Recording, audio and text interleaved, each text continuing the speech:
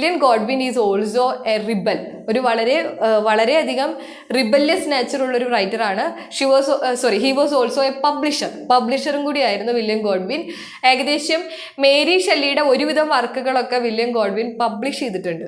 So അങ്ങനെയാണ് ഇവർ വിവാഹം കഴിക്കുന്നത്. ഓക്കെ, അപ്പോൾ അത്രയും ഫേമസ് ആയ ഒരു വ്യക്തിയായിരുന്നു മേരി വോൾസ്റ്റോൺക്രാഫ്റ്റ്. ഇനി നമുക്ക് ആ ഒരു കാലഘട്ടത്തിൻ്റെ സോഷ്യൽ ആൻഡ് കൾച്ചറൽ ബാക്ക്ഗ്രൗണ്ട് നോക്കാം. Social and cultural background.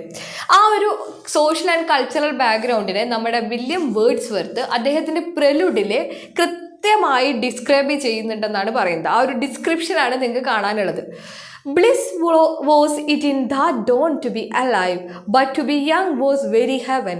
O times in which the mere stale forbidding ways of custom, law, and stature took at once the attraction of a country in romance, when reason seemed the most to assert her rights, when most intent on making of herself a prime enchantress to assist the work which then was going forward in her name.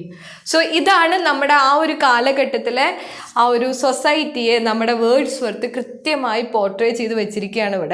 ഇവിടെ എന്താണ് പറയുന്നത്? ഇവിടെ കൃത്യമായിട്ട് ആ ഒരു കാലഘട്ടത്തിൻ്റെ സിറ്റുവേഷനാണ് പറയുന്നത്. എന്താണ്? അമേരിക്കൻ റെവല്യൂഷൻ ഉണ്ടായിരുന്നു. ആ റെവല്യൂഷനോട് കൂടി എല്ലാവരുടെ ഉള്ളിലും നാഷണലിസം എന്ന് പറഞ്ഞ സ്പിരിറ്റ് വന്നു. സ്വന്തം രാജ്യം, എൻ്റെ രാജ്യം എന്നൊരു ഫീല് വന്നു. ദ സെയിം ടൈം എന്താണ് അവിടെ എന്തുണ്ടായിരുന്നു? ഫ്രഞ്ച് റെവല്യൂഷൻ നടക്കുന്നുണ്ട്. ഫ്രഞ്ച് റെവല്യൂഷൻ്റെ ഐഡിയാസ് എന്തൊക്കെയായിരുന്നു? ഈക്വാലിറ്റി, ഫ്രാറ്റേണിറ്റി, ലിബർട്ടി, അല്ലേ? നമുക്ക് എല്ലാവർക്കും അറിയാം. ആ ലിബറേഷൻ തോട്ട് എല്ലാവരുടെ ഉള്ളിലേക്കും വന്നു. അപ്പം ഇത് രണ്ടും വളരെയധികം ഇൻഫ്ലുവൻസ് ചെയ്തിട്ടുണ്ട് എല്ലാവരെയും.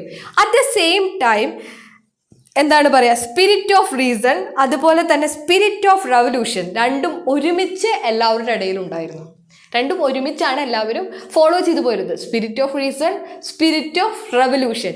അപ്പം ഈ ഒരു ബാക്ക്ഗ്രൗണ്ടിൽ വളർന്നിട്ടുള്ള അല്ലെങ്കിൽ മുന്നോട്ട് വന്നിട്ടുള്ള ഒരു വ്യക്തിക്ക് എങ്ങനെയായിരിക്കും അവരുടെ മൈൻഡും?